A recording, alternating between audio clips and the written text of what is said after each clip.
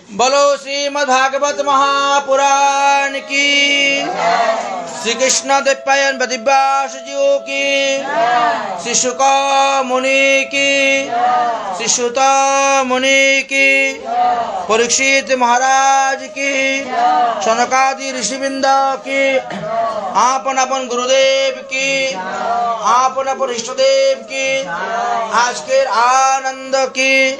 जय जय श्री राधे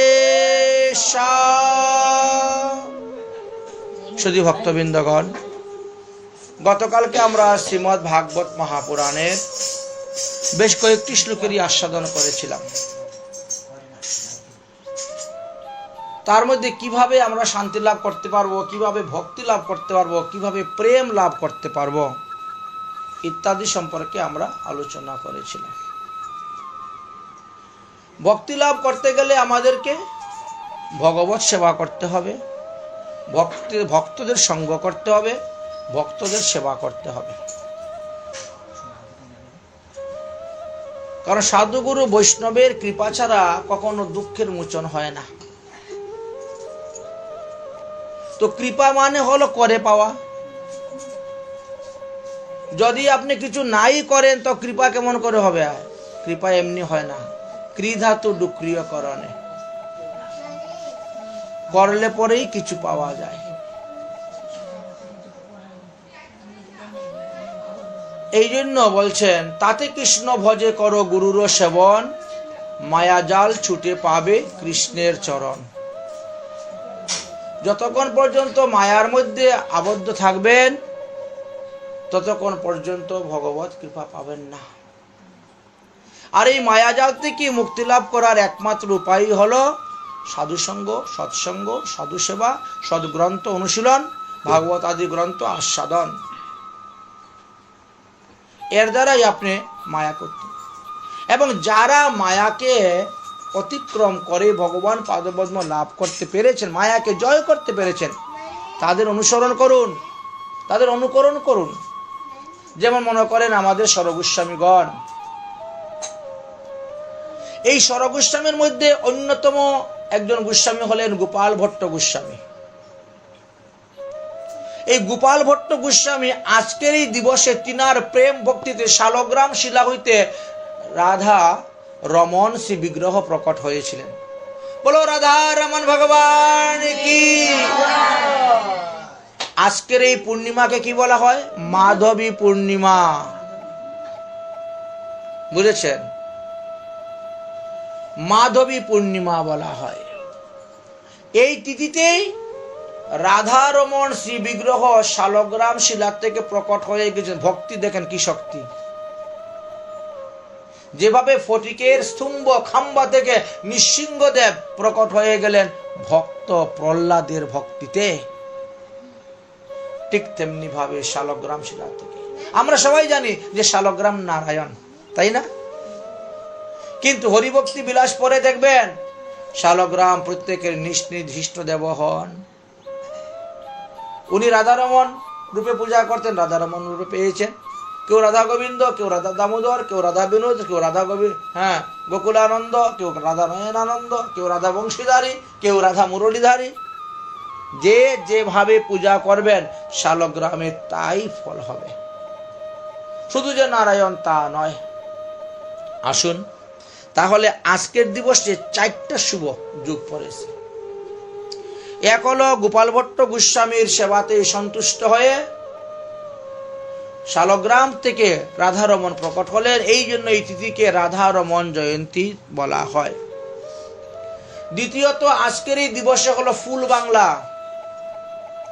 আজকে শ্রীধাম বৃন্দাবনে গিয়ে দেখেন এক একটা মন্দিরে হাজার হাজার লক্ষ টাকার ফুলের বাংলা তৈরি হয়েছে। একেবারে চরণ থেকে আরম্ভ করে মস্তক পর্যন্ত, মাথার মুকুট পর্যন্ত সমস্ত ফুলের দ্বারা সিঙ্গার। ফুলের কাপড় সাজানো হচ্ছে, ফুলের চুড়িদার, ফুলের সবকিছু, ফুলের মুকুট, সবকিছু ফুল দ্বারা। ফুলের শয্যাতে আজ ঠাকুর শয়ন করবেন। আজকে ফুল ভগবানকে এমন ভাবে দেওয়া হবে যে ফুলের দ্বারা ভগবান ঢেকে যাবেন।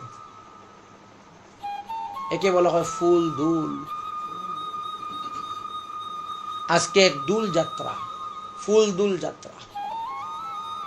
তাই ফুলের বাংলা তৈরি করা হবে, শুধু খালি ফুল আর ফুল। দুটা গেল। তৃতীয় হলো আজকে শ্রীনিবাস আচার্য প্রভুর আবির্ভাব তিথি। মহাপ্রভুর আবেশ অবতার হলেন শ্রীনিবাস আচার্য। চতুর্থ হলো আজকে পরীক্ষিত মহারাজের জন্মতিথি। তাহলে কত গুরুত্বপূর্ণ আজকের এই তিথিটা। আমাদের গৌড়ীয় বৈষ্ণবের কাছে এটা যেমন অন্যান্য সম্প্রদায়ের কাছে আলাদা আলাদা। যে যে সম্প্রদায়ের কাছে তার যা যা আবির্ভাব হয়েছেন তার লীলা কথা সে বর্ণন করবে।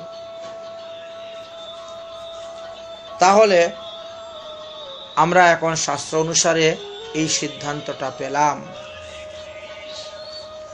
আসুন তাহলে প্রথমেই আমরা গোপাল ভট্ট সম্পর্কে কিঞ্চিত আলোচনা করি, যেহেতু তিনার প্রেমেতে রাধারমণ শ্রী বিগ্রহ প্রকট হয়েছিলেন। এই গোপাল ভট্ট গোস্বামী দক্ষিণ ভারতে অবতীর্ণ হয়েছিলেন 1503 খ্রিস্টাব্দে। তিনার পিতার নাম ছিল বঙ্কট ভট্ট। কলিযুগ পাবন অবতার শ্রী শ্রী গৌরাঙ্গ মহাপ্রভু সন্ন্যাস গ্রহণের পর তিনি যখন দক্ষিণ ভারত ভ্রমণ করতে গেলেন, দক্ষিণ ভারত ভ্রমণ করতে করতে তিনি রঙ্গনাথজি মন্দিরে গিয়ে উপস্থিত হলেন। মহাপ্রভু সর্বদা হরিনাম হরে কৃষ্ণ মহামন্ত্র করতেন। বিভিন্ন রাগ রাগমের মধ্যে সময় অনুসারে সেইভাবে তিনি হরিনাম মহামন্ত্র করছেন। সেইখানের পূজারী তখন ছিলেন বঙ্কট ভট্ট। বঙ্কট ভট্ট শ্রী সম্প্রদায়ের বৈষ্ণব, কিন্তু মহাপ্রভুর মুখে হরিনাম শ্রবণ করে মহাপ্রভুর প্রেমেতে আকৃষ্ট হয়ে গেলেন। এই সন্ন্যাসী তো বৈষ্ণব সন্ন্যাসী। আরেক সন্ন্যাসী আছে মায়াবাদী সন্ন্যাসী, যারা নিজেকে অহম ব্রহ্মস্মি বলে মনে করে, নিজেই ব্রহ্ম। এক সন্ন্যাসী আরেক সন্ন্যাসীকে দেখে বলে ওম নমো নারায়ণ। সন্ন্যাস নিয়েছেন তিনি, এখন 4 হাত নারায়ণ হয়ে গেছেন নিজেই। এই জন্য এদেরকে বলা হয় এরা মায়াবাদী সন্ন্যাসী। কিন্তু মহাপ্রভুকে তো বৈষ্ণব সন্ন্যাসী দেখে বঙ্কট ভট্ট মন্দির থেকে বেরিয়ে দৌড়ে এসেছেন। দণ্ডবত প্রণাম করলেন, পরিচয় জিজ্ঞাসা করলেন, কিঞ্চিত কথাবার্তা বলে খুব ভালো লেগে গেল। মহাপ্রভুকে বলছে, সন্ন্যাসী ঠাকুর, তাহলে আপনি কৃপা করে আমাদের বাড়িতে চলুন, আজকে দুপুরে আমাদের এখানে প্রসাদ সেবা করবেন। মহাপ্রভু রাজি হয়ে গেলেন, রওনা হলেন। হরিনাম করতে করতে তিনার গৃহে গিয়ে উপস্থিত হলেন। গোপাল ভট্ট গোস্বামীর বয়স তখন 8 বছর। তাহলে মহাপ্রভু কবে গিয়েছিলেন দক্ষিণ ভারত? 1511 খ্রিস্টাব্দে দক্ষিণ ভারত ভ্রমণ করতে গেছেন। গোপাল ভট্ট গোস্বামীর বয়স 8 বছর। মহাপ্রভুর চরণে দণ্ডবত প্রণাম করলেন। মহাপ্রভু বসলেন, তারা পাদপ্রক্ষালন করলেন। অনেকক্ষণ এদের মধ্যে হিষ্টগোষ্ঠী হলো, হরিকথা আলোচনা হলো। কথা শুনতে শুনতে সবার ভালো লেগে গেল। বঙ্কট ভট্টকে জিজ্ঞাসা করলেন, আপনারা কয় ভাই? বলে আমরা 4 ভাই আছি, মল্লিক ভট্ট, বঙ্কট ভট্ট, প্রবোধানন্দ সরস্বতী আদি। তবে আমরা সবাই বৈষ্ণব, আমরা সবাই প্রসাদ বুঝি, আমাদের ঘরে সেবিত বিগ্রহ আছেন, আমরা সবাই রঙ্গনাথজির সেবা পূজা করি। খুব আনন্দ পেলেন। ঠিক আছে, ভালো বাবা, ওটা লাগবে না, এমনি সুন্দর হয়, রেখে দাও। হ্যাঁ, কালকে দেখেছি তো, অসুবিধা হয়। হ্যাঁ, তো বঙ্কট ভট্ট উনি একটু কৃষ্ণ কথা মহাপ্রভু প্রতিদিন বলেন, 3-4 দিন থাকার পরে এখন লোকের ভিড় হয়ে গেছে। এখন কেউ বলছে আমার বাড়িতে আগামীকালকে সেবা গ্রহণ করবেন, কেউ বলছে আগামীকাল পরশু আমার বাড়ি সেবা গ্রহণ করবেন, এইভাবে সবাই ধরতেছে। এখন দেখা গেল এমনভাবে লোক মহাপ্রভুকে নিমন্ত্রণ করতে শুরু করলেন, নিমন্ত্রণ করতে করতে 120টা নিমন্ত্রণ চলে আসছে। অর্থাৎ প্রতিদিন এক একজন বৈষ্ণবের ঘরে গিয়েও যদি উনি ভোগ লাগান, প্রসাদ পান, তাহলে 4 মাস গত হয়ে যাবে। আরে এতদিন থাকা কি আমার সম্ভব? এখানে আমি দক্ষিণ ভারত ভ্রমণ করতে আসছি, আমার সব তীর্থ ভ্রমণ করে যাব, সম্ভব নয়। বঙ্কট ভট্ট বড় চালাক। প্রভু, চাতুর্মাস্য আরম্ভ হয়ে যাচ্ছে, তো চাতুর্মাস্যের সময় যদি আপনি তীর্থ ভ্রমণে থাকেন তো আপনার তো নিয়মটা ঠিক থাকবে না। একই নিয়মে আপনি করতে পারবেন না। মনে করেন আপনি এখন একটা নিয়ম করছেন, প্রতিদিন আমি 1 লক্ষ হরিনাম করব। এখন যদি আপনি তীর্থ ভ্রমণে বেরিয়ে যান, আপনার নিয়মটা থাকছে না। আপনি নিয়ম করেছেন প্রতিদিন আমি মঙ্গল আরতি করব, ট্রেনের মধ্যে বসে আছেন, যাচ্ছেন 3 দিনের রাস্তা, তো কোথায় মঙ্গল আরতি করবেন আপনি? নিয়মটা হচ্ছে না, নিয়মটা ভঙ্গ হয়ে যাচ্ছে। এই জন্য যারা বুদ্ধিমান, যারা চাতুর্মাস্য করে, তারা এই 4 মাস ওই জায়গাতে থাকবে, সেখানেই থাকবে, ওখান থেকে নড়বে না। এখন মহাপ্রভুকে ধরেছেন। মহাপ্রভু বলতে ঠিক আছে, তাহলে তোমাদের যখন ইচ্ছা তাই হল। তাই 4 মাস মহাপ্রভু এই বঙ্কট ভট্টের গৃহেতে ছিলেন। প্রতিদিন হরিকথা পরিবেশন করতেন, হাজার হাজার লোকের সমাগম। শেষ পর্যন্ত তো অনেকে নিমন্ত্রণার সুযোগই পেল না, মহাপ্রভুকে সেবা দিবে যে সেই সুযোগ আর পেল না। না, দেখো আমি 4 মাসের উপরে থাকবো না। 4 মাস তোমরা বলছো, ঠিক আছে, তোমাদের কথা দিলাম, বৈষ্ণবের কথা, ঠিক আছে, 4 মাস থাকলাম। 4 মাস ভগবান শ্রীকৃষ্ণের, মহাপ্রভুর মুখে কৃষ্ণ কথা শ্রবণ করে সবাই কৃষ্ণ ভক্ত হয়ে গেলেন। গোপাল ভট্ট গোস্বামীর বাপ, জেঠা, কাকা সবাই শ্রী সম্প্রদায়ের বৈষ্ণব হলে কি হলো? গোপাল ভট্ট গোস্বামী মহাপ্রভুর অনুগত হয়ে গেলেন। মহাপ্রভুর কাছে বললেন, আমাকে দীক্ষা শিক্ষা দিন, আমি ভজন করব। মহাপ্রভু বললেন, এখন না, তোমার বয়স তো মাত্র 8 বছর, তুমি আরো কিছুদিন সংসারে থাকো, লেখাপড়া শিখো, সংস্কৃত পড়ো, ব্যাকরণ অধ্যয়ন করো, ব্যাকরণ, কাব্য, কলাপ, অলঙ্কার, শাস্ত্র এগুলা পড়ো। তোমার মাতা পিতা যখন অপ্রকট হয়ে যাবেন অথবা মাতা পিতা বৃদ্ধ হয়ে যাবেন, তাদের অনুমতি নিয়ে, আদেশ নিয়ে তুমি বৃন্দাবনে আসবে, সেখানে তোমার সঙ্গে আমার সাক্ষাৎ হবে, তখন তোমাকে সবকিছু আমি দিব, সাধ্য সাধনা দত্ত। এই বলে মহাপ্রভু চলে গেলেন।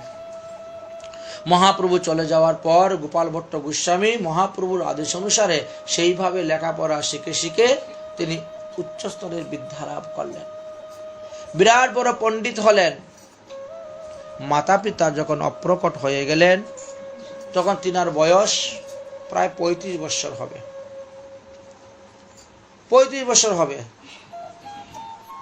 তিনি তখন তীর্থ ভ্রমণের উদ্দেশ্যে বেরিয়ে পড়লেন। তীর্থ ভ্রমণ করতে করতে করতে করতে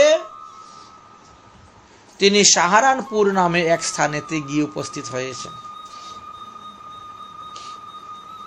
এক ভক্ত তিনার চরণে পড়ে হাউমাউ করে কাঁদতে শুরু করলো, মহারাজ, আমি বিবাহ করেছি, 10 বছর হয়েছে, আমার কোনো সন্তানাদি হচ্ছে না, আপনি একটু কৃপা করুন যাতে আমার একটি পুত্র সন্তান হয়। শ্রীনিবাস আচার্য কি বলে, গোপাল ভট্ট গোস্বামী বলেন, তাতে আমার কি লাভ? তোমাকে কৃপা করব, তোমার ছেলে হবে, তা আমার কি লাভ? বলে, আপনার আশীর্বাদে, আপনার কৃপাতে যদি আমার ছেলে হয়, তাহলে আমি সেই ছেলে আপনার সেবার কাজে আপনাকে দান করে দিব। সাধু সেবা, বৈষ্ণব সেবা, আপনার সেবার জন্য সেই ছেলেকে আমি দান করে দিব। তবু আমি আটকুরা থেকে তো মুক্ত হলাম। তিনি কৃপা করলেন, ঠিক আছে, তথাস্তু। আশীর্বাদ দিয়ে তিনি তীর্থ ভ্রমণে চলে গেলেন। গোপাল ভট্ট গোস্বামীর আশীর্বাদে উনার পুত্র সন্তান হলো।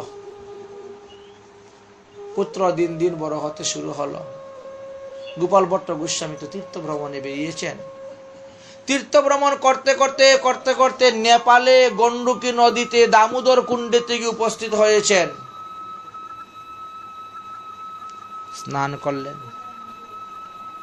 কুণ্ডেতে যখন ডুব দিয়েছেন তখন যেন কেশ বলতেছে, অরে গোপাল, তুই আমাকে বৃন্দাবনে নিয়ে যা, বৃন্দাবনে নিয়ে আমার সেবা পূজা প্রচার কর।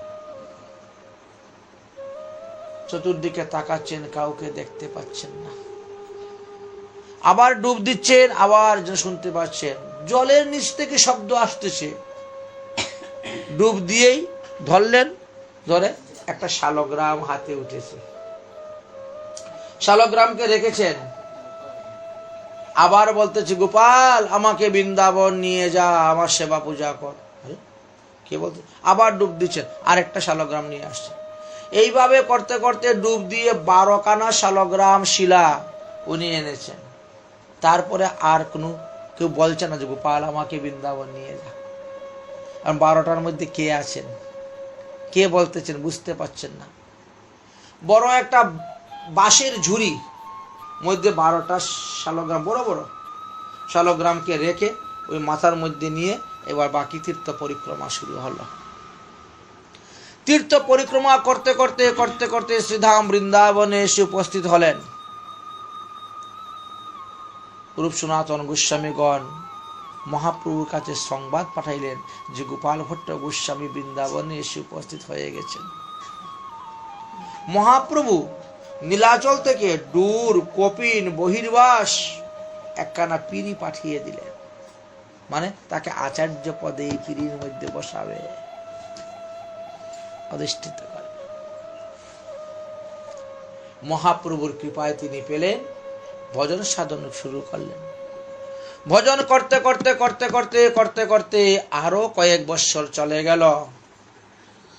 1542 খ্রিস্টাব্দে, 1503-তে তিনি জন্মগ্রহণ করেছেন। 35-36 বছর সংসারে ছিলেন। তারপরে তীর্থ ভ্রমণে গেলেন। 1542 খ্রিস্টাব্দে শ্রীধাম বৃন্দাবনে বসে নৃসিংহ চতুর্দশী ব্রত, এই যে গতকালকে গিয়েছে, সেই নৃসিংহ চতুর্দশী ব্রত নির্জলা উপবাস থেকে তিনি বড় আফসোস করছেন, আহা, আমার ভক্তি নাই। যদি আমার হৃদয়ে ভক্তি থাকতো, আমি যদি ভগবানকে ভক্তির সহিত সেবা করতে পারতাম, তাহলে এতদিন ধরে শালগ্রাম থেকে ভগবান প্রকট হচ্ছেন না কেন? ভক্ত ছিল প্রহ্লাদ, যার প্রেমেতে ভগবান ফটিকের স্তম্ভ থেকে প্রকট হয়ে গেলেন। বড় অনুতাপ করছেন, বড় দুঃখ করছেন, প্রকাশ কাঁদছেন। এমন সময় দিল্লি থেকে এক বড় ধনী ব্যক্তি কিছু ঠাকুরের পোশাক নিয়ে এসে উপস্থিত হয়েছেন। তিনি সপ্ত দেবালয়ে ভগবান বিগ্রহের পোশাক দান করবেন, অলংকার দান করবেন, 16 শৃঙ্গারে নিয়ে এসেছেন। প্রত্যেকে মন্দিরে মন্দিরে গিয়ে দান করে করে শেষে গোপাল ভট্ট গোস্বামীর কাছে এসেছেন। আপনার শ্রী বিগ্রহকে পরাবেন, এই নেন অলংকার। তিনি বলেন, অলংকার নিয়ে কি করব? আমার ঠাকুর তো গুলগাল, তার না আছে নাক, না আছে কান, না আছে হাত, না আছে পা। আমি যে এই অলংকার গুলা পরাবো, ব্যবহার করব, কেমন করে করব? বাবা, তোমার অলংকার তুমি নিয়ে যাও। না না মহারাজজি, আমি সপ্তাহ দেবালয়ে দেওয়ার জন্য এনেছি, আমাকে ফিরাবেন না, আপনি রেখে দেন। তিনি চিন্তা করলেন, যে ভক্তের আকুল আবেদন, আচ্ছা তাহলে মনে মনেই স্মরণ করি ভগবানকে পড়াতে হবে। এই পোশাক পাওয়ার পরে তিনার হৃদয়ে আরো বেশি নির্বেদ উপস্থিত হয়ে গেল। সারা রাত অনুতাপ করতেছেন, আমার ভক্তি নাই, আমি ভক্তিহীন জীবন বাস করতেছি। যদি আমার হৃদয়ে ভক্তি থাকতো তাহলে তো ভগবান প্রকট হতেন। সারা রাত অনুতাপ অনুশোচনা করতে করতে করতে করতে রাত্রি জাগরণ। ভোর 4টার সময় মালা রেখে এবার তিনি যমুনায় স্নান করতে গিয়েছেন। যমুনায় স্নান করে এক কলস যমুনার জল নিয়ে এসেছেন, ঠাকুরকে অভিষেক করাবেন, স্নান করাবেন। যখনই ঠাকুরের পর্দা সরিয়েছেন তখন 12টা শালগ্রাম থেকে মধ্যে একটা শালগ্রাম শিলা রাধারমণ বিগ্রহ প্রকট হয়ে গেছে। বলো রাধারমণ ভগবান কি। আজকে সেই তিথি, আজকে সেই তিথি। এই জন্য এই মাধবী পূর্ণিমাতে রাধারমণ জয়ন্তী। দেখেন ভক্তের অনুকরণ।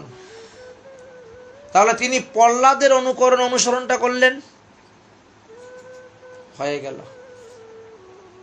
এই জন্য তো গীতাতে বলছেন যৎ যৎ আচরতি শ্রেষ্ঠ, শ্রেষ্ঠ লোকেরা যা আচরণ করছে সেটা তুমি লক্ষ্য করো, অনুকরণ করে যাও, অনুসরণ করে যাও,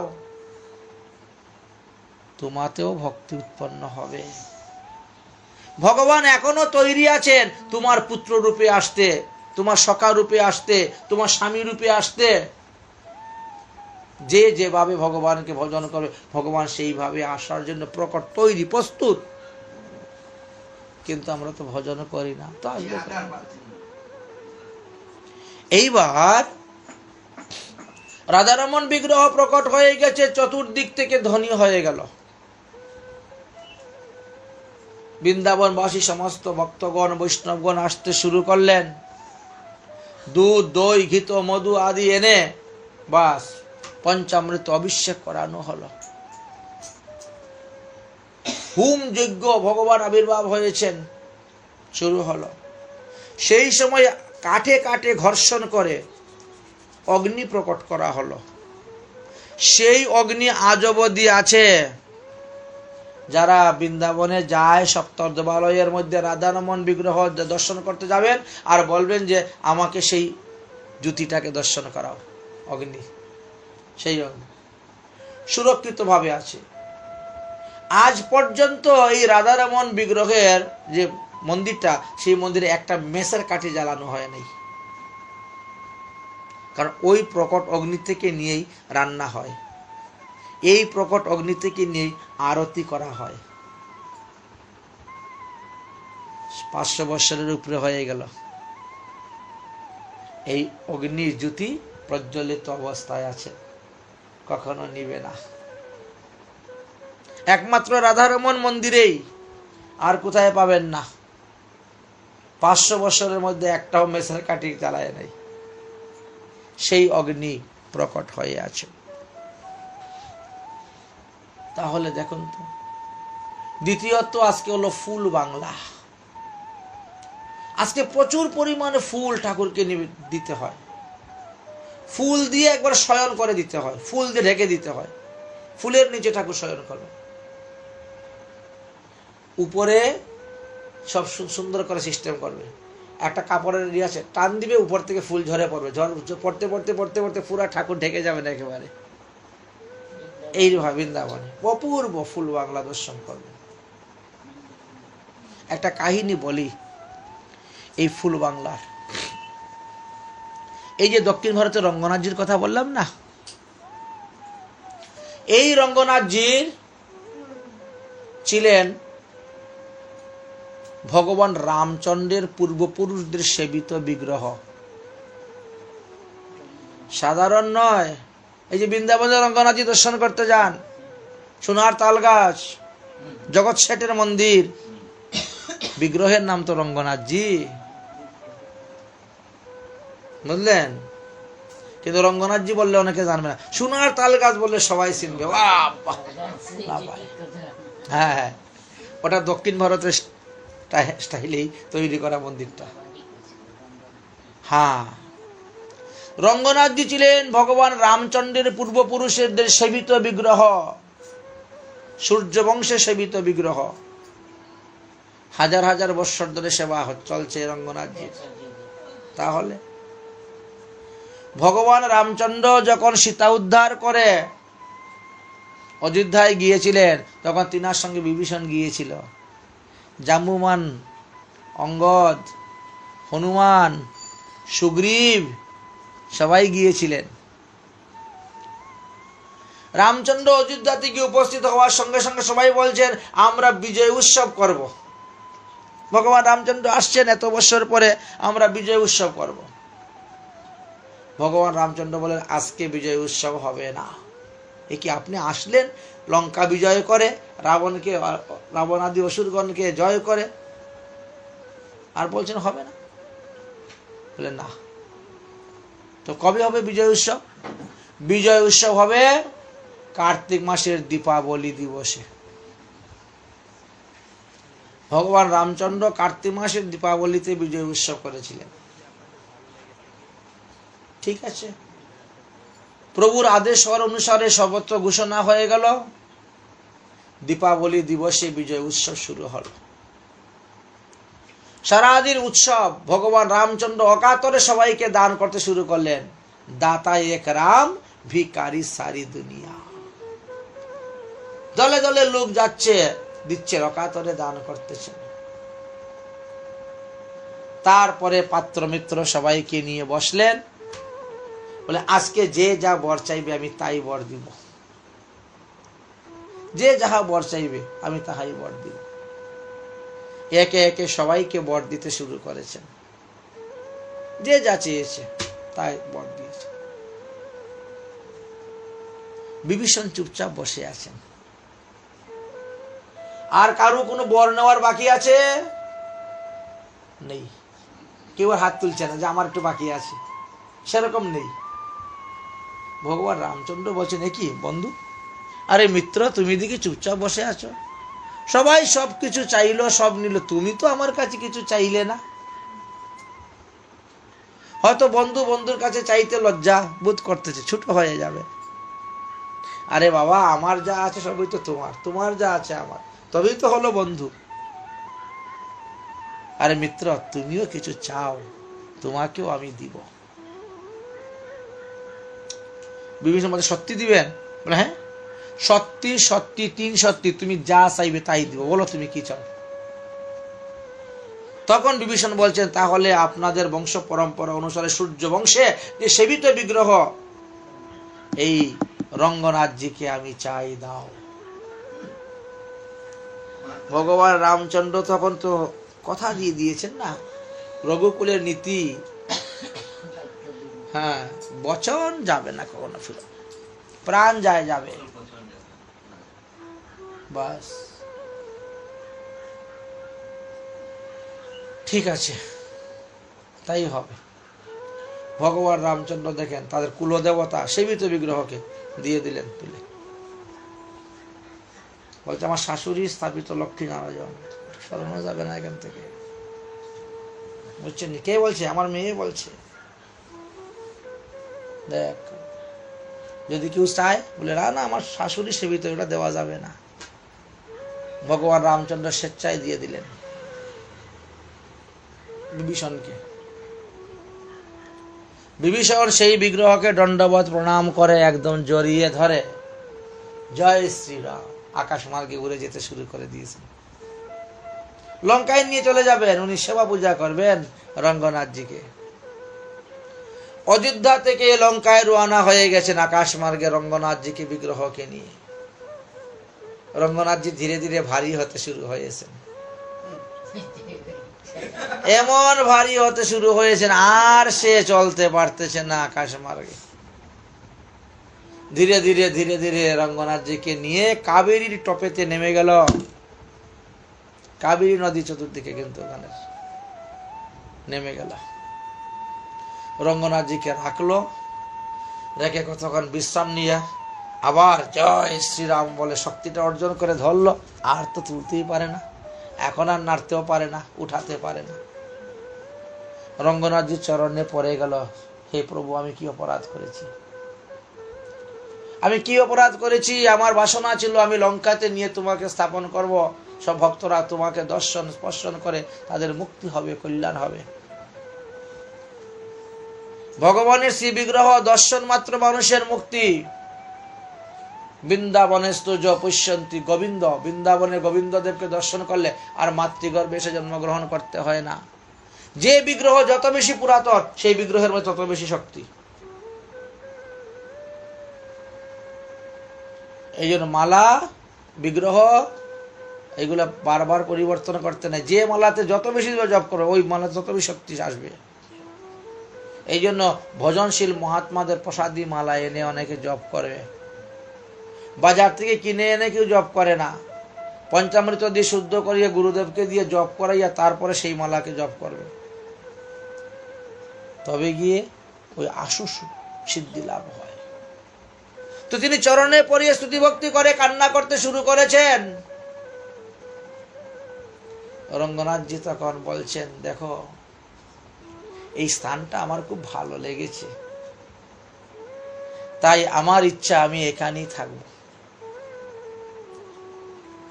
তুমি তো আসরিক বিদ্যা জানো, তুমি প্রতিদিন লঙ্কা থেকে আসবে, এসে এখানে বসে আমার সেবা পূজা করবে, তারপর আবার লঙ্কায় চলে যাবে। কিন্তু আমি যদি লঙ্কায় যাই তো ভারতবাসীরা তো আমাকে দর্শন করা বড় বিরল হয়ে যাবে, কারণ লঙ্কায় যেতে গেলে 6 মাস সময় লাগে জাহাজে, এত দূরের রাস্তা। অথচ তুমি দিনে 6 বার আসতে পারবে, তুমি তো আকাশ মার্গে উড়ে চলে আসো, তুমি সিদ্ধি প্রাপ্ত। সুতরাং তুমি প্রতিদিন এসে এখানেই পূজা করবে, আমি এখানেই থাকবো। রঙ্গনাথজি থেকে গেলেন। শত শত ব্রাহ্মণ বৈষ্ণবদেরকে রঙ্গনাথজির সেবা পূজায় নিয়োজিত করা হলো।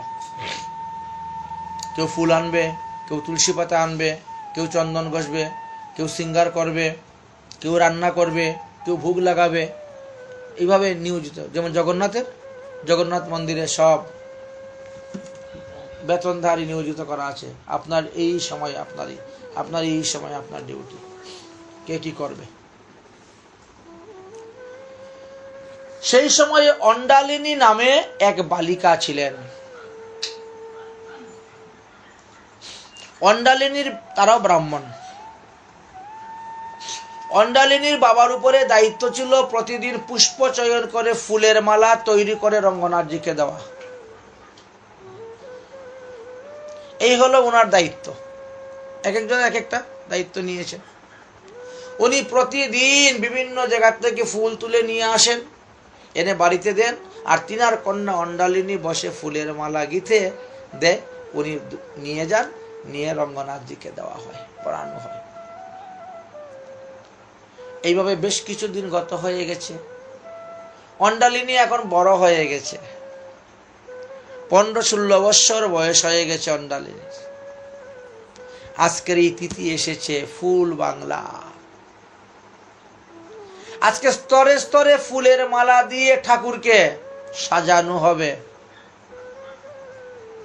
একবারে চরণ থেকে আরম্ভ করে একেবারে স্তরে স্তরে স্তরে স্তরে মালা দিয়ে দিয়ে দিয়ে দিয়ে দিয়ে দিয়ে ঠাকুরকে সাজানো হবে। আজকে এমন একটা তিথি, ফুল বাংলা। তো পূজারী বলছে, তো ফুল বাংলা দিন ঘরে বসে মালা বানাইলে হবে না, আজকে মন্দিরে বসে মালা বানাতে হবে। আমি যেটা যতটুকু লম্বা বলবো সেটা সেইভাবে বানাবে। কারণ হাতের মধ্যে মালা দিয়ে সিঙ্গার, পায়ের মধ্যে মালা দিয়ে সিঙ্গার, কানের মধ্যে মালা থাকবে, নাকের মধ্যে মালা থাকবে, গলার মধ্যে মালা, মুকুটটা ওই ফুল, সব কিছু ফুলের, সমস্ত ফুলের সিঙ্গার। ঠাকুরের যে দুপাট্টা উত্তরীর মধ্যে ফুল গীতে গীতে গীতে সিঙ্গার করা হবে, সব ফুল দিয়ে। সুতরাং ঘরে বসে করলে তো হবে না, আমি যেটা যেভাবে বলবো সেভাবে করো। আরো 2-4টা 5টা 10টা মেয়েকে ডেকে নিয়ে আসবা, ব্রাহ্মণের উপর দায়িত্ব। প্রচুর পরিমাণে ফুল এসছে, সুগন্ধি ফুল। 10-12টা মেয়ে একসঙ্গে বসে এবার মালা দিতে শুরু করছেন। পূজারী বলতে, হ্যাঁ এইটা এতটুকু লম্বা বানাও, এটা এইভাবে করো, ওটা ওভাবে করো, চলছে। অন্ডালিনী মালা গীতার পরে কি করেছে, মালাটা নিজের গলায় দিয়েছে।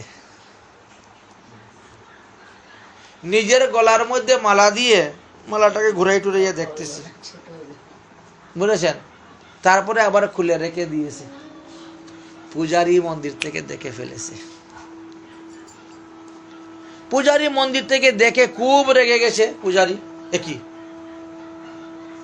ভগবানকে মালা পরানোর পরে সেই প্রসাদী মালা ভক্তরা পরে, আর তুমি মালাটা বানিয়ে আগে তোমার গলায় দিয়ে আবার রেখেছো, এটা ঠাকুরকে দিব? পূজারী রাগ হয়ে গেছে, দিয়েছে একটা এসে। অন্ডালিনী কাঁদতে কাঁদতে উঠে চলে গেছে মায়ের খেয়ে। এখন ব্রাহ্মণ ঠাকুর অন্ডালিনী বাবা, তিনি আরো অনেক ফুল নিয়ে আসছেন। এসে দেখেন আর বাকি মেয়েরা তো ফুল, এই অন্ডালিনী কোথায় গেল রে? পূজারী বলল, তোমার মেয়ে এইভাবে কাজ করেছে, তোকে মেরেছি আমি একটা থাপ্পড় আগে। আর ও চলে গেছে কাঁদতে কাঁদতে। তাহলে কি করবেন? ওর বাবা গিয়ে ঘরে গিয়ে মেয়েটাকে বুঝাচ্ছেন, তুই এরকম এই কাজ করলি কেন? এটা অপরাধজনক কাজ। নিজের গলার মালা তুই ভগবানকে দিবি, এটা হয় না। এই যে অনেক না ফুলটা হাতে নিয়ে আগে নিজের কপালও লাগায়, তারপরে ভগবানের চরণে দেয়। হায় রে ভগবান। ফুল নিয়ে সোজা ভগবানকে দে, পরে এসে বাইরে এসে প্রণাম কর। ঠাকুর ঘরে প্রণাম করা নিষিদ্ধ, ঠাকুর ঘরে মন্ত্র জপ করা নিষিদ্ধ, মালা জপ করা নিষিদ্ধ, আহ্নিক করা নিষিদ্ধ, বাইরে করতে হয়। জানে না, বুঝে না। অনেক বুঝাইলেন তাকে, খবরদার আর কোনোদিন এরকম করিস না। বলছে, বাবা আমি তো রোজই এরকম করি। বলিস কি রে? হ্যাঁ, সেই ছোটবেলার থেকে আমি রোজ এরকম করে আসতেছি। হ্যাঁ, এটা অভ্যাস, অপরিণত হয়ে গেছে। কেন এরকম করিস রোজ? না বাবা, আমি তো ছোটবেলা ওই তোমার সঙ্গে যখন পাঠ শুনতে যেতাম না, তো সাধুরা বলতো ভগবানের শরীর বলে একেবারে ফুলের মতো কোমল। তো সেই থেকে আমি চিন্তা করলাম যে ভগবানের শরীর যদি কোমল থাকে, ফুলের মধ্যে তো ডাঁটাগুলো খুব শক্ত শক্ত থাকে, শক্ত ডাঁটা যদি গলাতে মালা দিলে আবার ঘাই গুতা লাগে। তো এই জন্য আমি মালাটা বানিয়ে আগে গলার মধ্যে, পরে আমি একটু গলার মধ্যে ঘুরিয়ে দেখি যে কোথায় ঘাই গুতা লাগতেছে কিনা। ওই মালার থেকে কোনো রকম কোনো অসুবিধা হচ্ছে কিনা। যদি আমার গলায় অসুবিধা হয় তাহলে ঠাকুরের গলায় অসুবিধা হবে। তো আমার ঠাকুরের যাতে কষ্ট না হয়, কোনো জায়গায় কোনো রকম আঘাত না লাগে, এই জন্য আমি টেনে টেনে মালাটাকে গলার মধ্যে ঘুরিয়ে দেখি যে আমার গলার মধ্যে, কাঁধের মধ্যে কোথায় কোনো লাগছে কি না। ওরই সর্বনাশ। অন্ডালিনী বাবা চিন্তা করলে, আমার মেয়ে তো আর এখন বিধি মার্গের মধ্যে নাই, সে তো রাগ মার্গের মধ্যে গিয়ে উঠে গেছে। রাগের সহিত, অনুরাগের সহিত ভগবানের ভজন করে যাচ্ছে। যাতে ঠাকুরের কষ্ট না হয় তার জন্য সে নিজের গলায় মালা, সে তার পাপের কথা ভয় করছে না, তার নরকের কথা ভয় করতেছে না, তার অপরাধের কথা ভয় করতেছে না। কারণ ওখানে ভগবানের সুখের জন্য করতেছে, তার সুখের জন্য নয়, তার আত্মেন্দ্রিয় সুখ নয় যে মালাটা গলায় দিলে আমাকে কেমন লাগবে দেখতে, সে তা ওই মনে করে সে মালা গলায় দেয় নাই, সে ভগবানের প্রীতির জন্য দিয়েছে। সর্বনাশ। তিনি বলে, ঠিক আছে, পূজারী যখন রেগে গেছেন যে তোমার আর আজকে যাওয়ার দরকার নাই, তুমি ঘরে বসেই মালা গীত আমি নিয়ে দেব। ফুল বাংলা অনুষ্ঠান শেষ হলো, কয়েকদিন গত হয়ে গেল। অন্ডালিনী প্রতিদিনই মালা গীতে আর ঠাকুরকে মালা দেওয়া হয়। উনার বাবা আর পূজারীকে কিছু বলেন না। একদিন অন্ডালিনীর বাবা ফুলের মালা টালা নিয়ে রঙ্গনাথজির কাছে গিয়ে উপস্থিত, বলেন, রঙ্গনাথজি, আমার মেয়ে তো 15-16 বছর বয়স হয়ে গেল, আপনি আদেশ দেন, আপনি কৃপা করুন, আমি আজকে মেয়ের পাত্র দেখার জন্য বেরোচ্ছি, মেয়ের পাত্র দেখার জন্য বেরোচ্ছি, আপনি কৃপা করুন যাতে একটা উত্তম পাত্রের কাছে আমার মেয়েটাকে দান করতে পারি, সম্পাদন করতে পারি। দণ্ডবোধ প্রণাম করে প্রভুকে তিনার মনের আবেগ নিবেদন করে প্রভুর আদেশ স্বরূপ তিনি বেরিয়ে পড়লেন।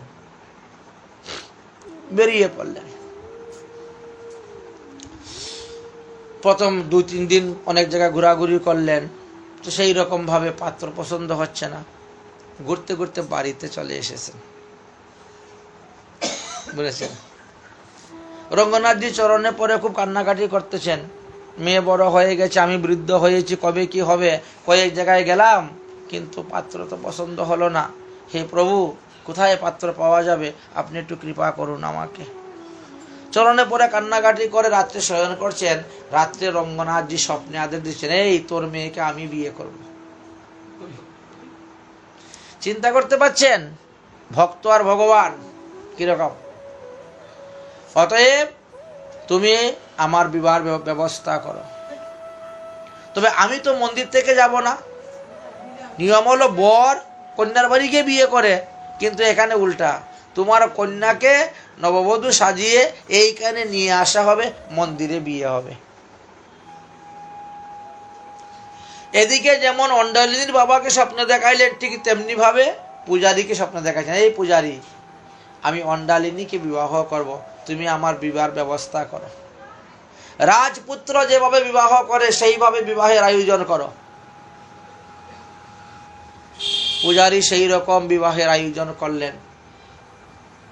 ভগবান স্বপ্নে আদেশ দিলেন, যে পালকিতে বসে আমি ভ্রমণ করি, ওই পালকি নিয়ে যাবে, অন্ডালিনীকে বসাইয়া ওই পালকি করে নিয়ে আসবে মন্দিরে।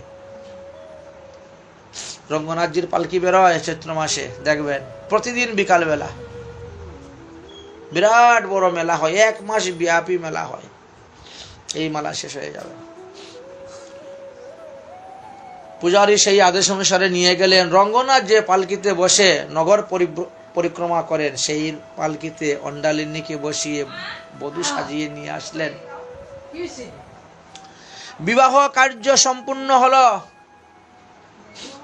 কন্যা পিতার নিকট থেকে বিদায় নিলেন, আত্মীয় স্বজন ইষ্টি কুটুম্বের কাছে বিদায় দিলেন, কারণ আজকে থেকে রঙ্গনাথজি তো আমার প্রাণপতি, আমার গতি।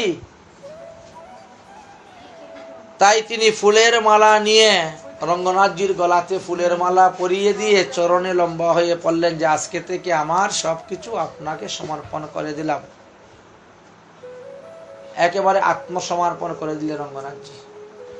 হাজার হাজার ভক্তের সামনে, লোকের সামনে রঙ্গনাথজির হাত এরকম করে নিচে নেমে গেল। বিগ্রহ রূপে তো অবস্থান করতেছেন রঙ্গনাথজি, কিন্তু তিনার হাত নিচে নেমে গেল। তিনি দাঁড়ানো থেকে এরকম হয়ে গেলেন, হয়ে অন্ডালিনীকে ধরলেন, ধরে চরণ থেকে তুলেছেন। অন্ডালিনীকে তুলে বক্ষের মধ্যে এরকম জড়িয়ে ধরেছেন, আলিঙ্গন করেছেন। অন্ডালিনীর দেহ রঙ্গনাথজির বিগ্রহের সঙ্গে লীন হয়ে গেল।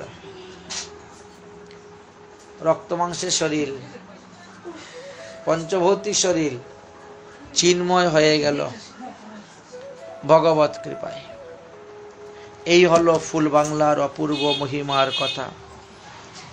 এই দুটি মহিমার কথা আমরা আস্বাদন করলাম। এক হলো রাধারমণ শ্রী বিগ্রহ প্রকট, আর দ্বিতীয় হলো এই ফুল বাংলা। তাই আজকের ফুল বাংলার অপূর্ব মহিমা। তৃতীয় হলো শ্রীনিবাস আচার্য প্রভুর আজকে আবির্ভাব তিথি। শ্রীনিবাস আচার্যের পিতার নাম ছিল গঙ্গাধর ভট্টাচার্য, আর মাতার নাম ছিল লক্ষ্মীপ্রিয়া।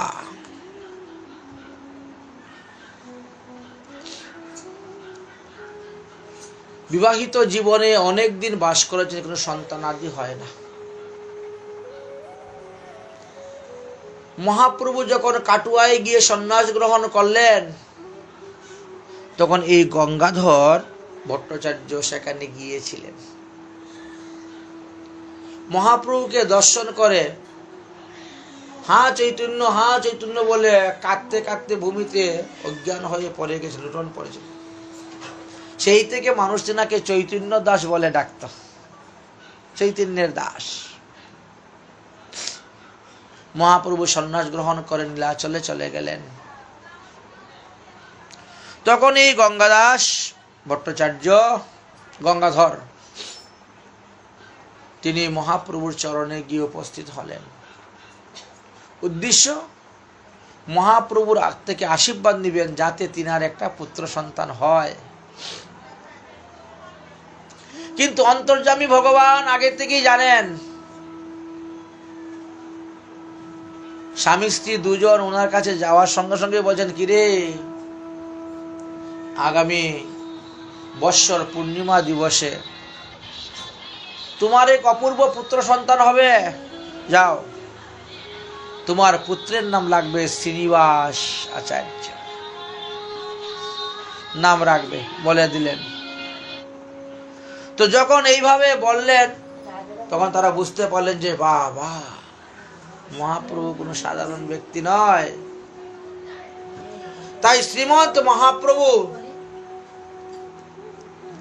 এইভাবে আশীর্বাদ দিলেন, বলেন, আমি এই তোমার পুত্ররূপে ইহকংসে গিয়ে অবতীর্ণ হব। মহাপ্রভুর দুইটি আবেশ অবতার আছে। এক তো নিত্যানন্দ প্রভুকে বলছেন, যাও নিত্যানন্দ, তুমি গিয়ে বিবাহ করো, তোমার পুত্র রূপে আমি আসতেছি। তাই বীরচন্ড রূপে পুনর্গৌর অবতার, নিত্যানন্দ প্রভুর ছেলে বীরচন্ড বা বীরভদ্র যাকে বলা হয়, মহাপ্রভুর আবেশ অবতার। দ্বিতীয়ত শ্রীনিবাস আচার্য। এদিকে মহাপ্রভু এইভাবে বরদান করলেন। তারপর তারা ফিরে আসলেন। ফিরে আসার পরে তারা নদিয়া জেলার অন্তর্গত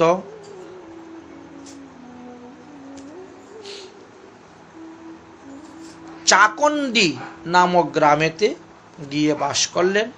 আর সেই স্থানেই শ্রীনিবাস প্রভু আবির্ভাব হলেন। শ্রীনিবাস আচার্য মহাপ্রভুর আবেশ অবতার। ধীরে ধীরে শশীকলার ন্যায় বড় হলেন। নদিয়া জেলারই আছে, ওখানে খবর করলেই পাওয়া যাবে। গৌরীয় বৈষ্ণব জীবনীতে পাবেন, গৌরীয় বৈষ্ণব অভিধানেতে পাবেন, কোন রাস্তা দিয়ে যেতে হবে, কোন দিকে রেল লাইন, কোন দিকে বাস লাইন, কোথায় নামে, রিক্সায় কত দূর, সমস্ত বর্ণনা আছে। যারা গৌরমণ্ডল পরিক্রমা করে তারা যায়, তখন যায়, হ্যাঁ, সেই জন্মভূমি, সেই স্থান দর্শন করা হয়। যাই হোক, শ্রীনিবাস আচার্য প্রভু ধীরে ধীরে বড় হলেন এবং মাতা পিতা অপ্রকট হওয়ার পর তিনি মহাপ্রভু দর্শনের জন্য গেলেন। শ্রীধাম বৃন্দাবনে গেলেন, জীব গোস্বামীর চরণাশ্রয় করলেন, সেখানে লেখাপড়া শিখলেন। শিখে গ্রন্থ প্রচারের জন্য বেরোলেন। শ্রীনিবাস আচার্য, নরোত্তম দাস ঠাকুর আর শ্যামানন্দ প্রভু তিনজন উপর দায়িত্ব ছিল গ্রন্থ প্রচারের। আমাদের গোস্বামীগণ ব্রজে বসে 4 লক্ষ গ্রন্থ রচনা করেছিলেন। 1-2টা গ্রন্থ নয়, 4 লক্ষ গ্রন্থ তিহু করিলা প্রকাশ। যাও, সেই সমস্ত গ্রন্থ নিয়ে প্রচার করো। অঙ্গ বঙ্গ কলিঙ্গ গ্রন্থ না পড়লে কিছু জানতে পারবেন না, শিখতে পারবেন না। গ্রন্থ আস্বাদন করতে হবে, অনুশীলন করতে হবে।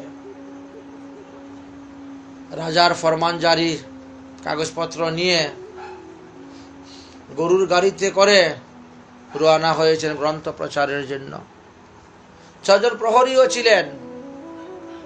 গ্রন্থ নিয়ে আস্তে আস্তে বন বিষ্ণুপুরে এসে উপস্থিত হলেন শ্রীনিবাস আচার্য প্রভু। রাত্রিবেলা বনের মধ্যে ঘুমিয়েছেন, গরুগুলাকে ছেড়ে দিয়েছেন ঘাস খাওয়ার জন্য। তারা পা হাঁটতে হাঁটতে হাঁটতে হাঁটতে ক্লান্ত, এই জন্য ঘুমিয়েছেন। গভীর নিদ্রা চলে আসছে। ওই বন বিষ্ণুপুরের অধীনে যে রাজা ছিলেন তার নাম ছিল বীরহাম্বীর রাজা। ইনি কয়েকজন গণক ওনার কাছে ছিল। এরা গণনা করে বলে দিতে পারতো যে কোন লোকের কাছে কত টাকা আছে, কত টাকা নিয়ে যাচ্ছে, কত সোনা দানা নিয়ে যাচ্ছে। বীরহাম্বীর রাজা বড় অদ্ভুত রাজা ছিলেন। দিনে করে পুরাণ পাঠ, রাত্রে চুরি ডাকাতি, পুত্র সম পালে প্রজা, দেশের না করে ক্ষতি। দিনের বেলা গীতা ভাগবত পাঠ হয় ওর এখানে, আর রাত্রিবেলা উনি চুরি ডাকাতি করে। গণকরা গণনা করে বলছে, মহারাজ, ওই সাধুরা বহুমূল্য ধন নিয়ে যাচ্ছে, যদি ওই ধন আপনি আত্মসাৎ করতে পারেন আপনার জীবন ধন্য হয়ে যাবে। উনি 200 জন ডাকাতকে ডাকলেন। ওনার অধীনে সব ডাকাতরা থাকে, চুর ডাকাত। 200 জন ডাকাত মানে ইয়েকে বলে ওনার যে সেনাপতি। 200 জন দস্যু লইয়া করহ গমন, প্রাণে না মারিবে কাউকে, আনিবে সব ধন। এখন ওরা গিয়ে দেখছে গরুগুলা তো ঘাস খাচ্ছে, আর এরা তো সব ঘুমিয়ে পড়ছে, ঘুমিয়ে অচেতন। সবাই কাঁধে করে গরুর গাড়ির মধ্যে যত বাক্স ছিল সব বাক্স নিয়ে চলে এসেছে। রাজা সবগুলা ঘরের মধ্যে রেখে দিয়ে ঘর তালা করে মেরে রেখে দিয়েছে। সকালবেলা যখন ঘুম ভাঙলো, উঠে দেখেন তো গাড়ি খালি, রথ খালি হয়ে আছে, গরুর গাড়িতে কিছুই নেই। হায় হায়, কি কান্না! গ্রন্থ চুরি হয়ে গেছে। এত কষ্ট করে গোস্বামীগণ এই সমস্ত গ্রন্থ রচনা করেছেন, আর সেই গ্রন্থ চুরি হয়ে গেছে। আমাদের উপরে দায়িত্ব, আমরা যে প্রচার করব। বৃন্দাবনে গিয়ে সেই সংবাদ উপস্থিত হলো গ্রন্থ চুরির। কৃষ্ণদাস কবিরাজ গোস্বামী তো রাধাকুণ্ডে ঝাঁপ দিয়ে দিলেন আত্মহত্যা করার জন্য। চৈতন্য চরিতামৃত গ্রন্থ তার মধ্যে ছিল, আত্মহত্যা করার জন্য। তখন স্বপ্নে আদেশ হলো যে না, গ্রন্থ পাওয়া যাবে, চিন্তা করো না।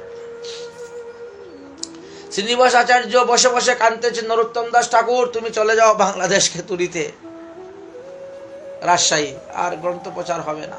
শ্যামানন্দ তুমি তোমার দেশে উড়িষ্যায় চলে যাও, আমি থাকবো। গ্রন্থ কোথায় গিয়েছে?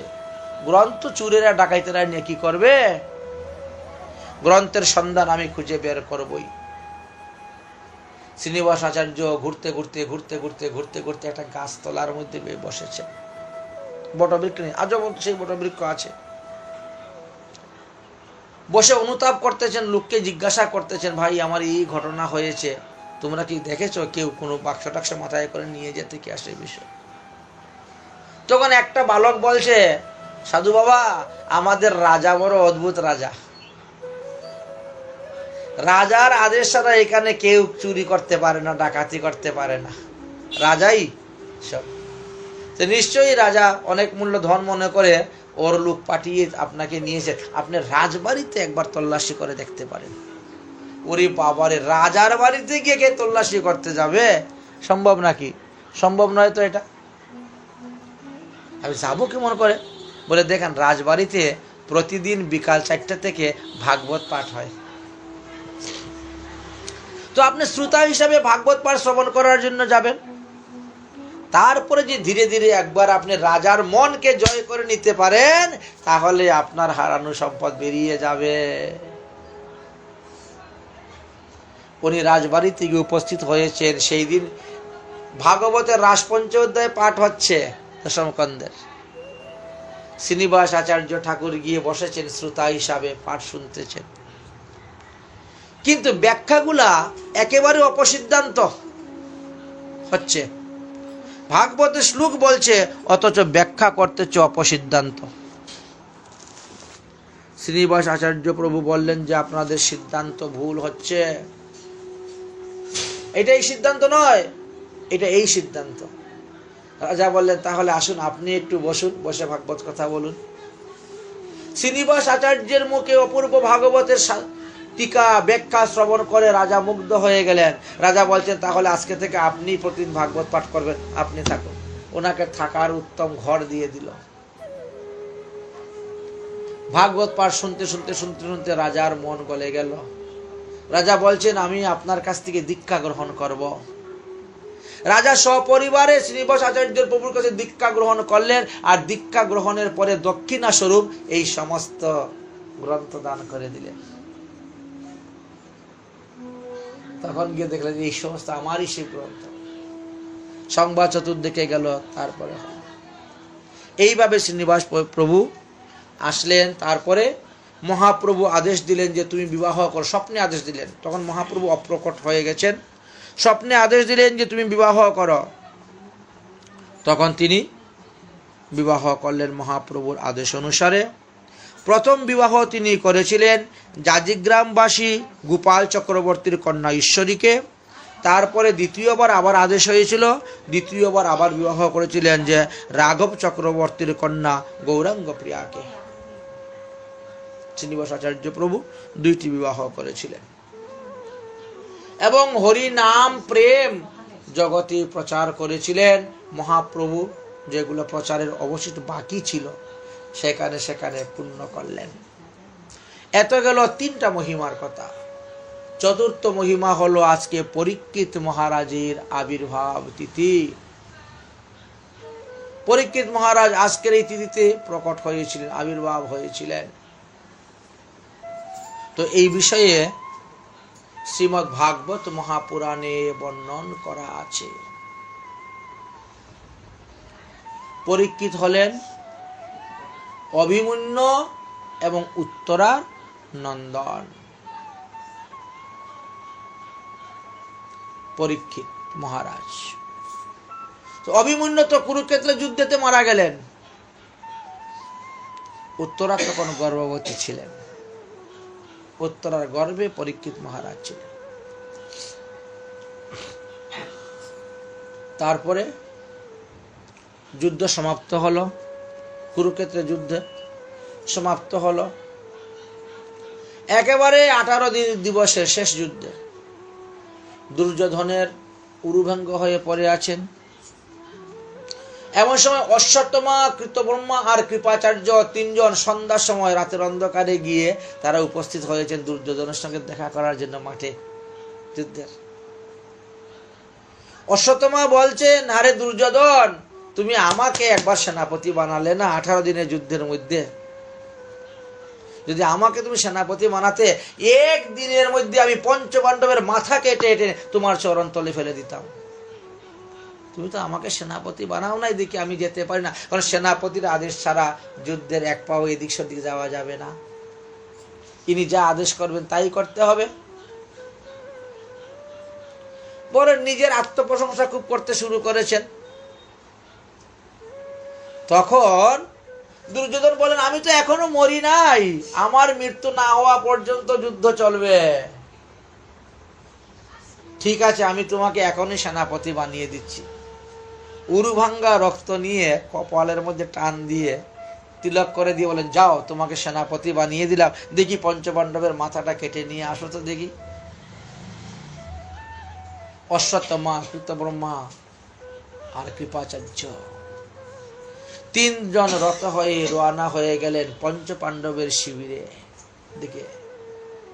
বাইরে পাহারাদার মহাদেব তাকে স্তুতি করে সন্তুষ্ট করে অশ্বত্থমা প্রবেশ করেছেন। অন্তর্যামী ভগবান সবই জানেন, তিনি আগেই বলে দিয়েছেন, দেখো যুদ্ধের শেষের দিন পরিণতি কি হয় বলা যায় না, সুতরাং বাবা তোমাদের আজকে এইখানে ঘুমাবার দরকার নেই, তোমরা 5 জন চলো আমার সঙ্গে অন্য জায়গায় ঘুমাবে।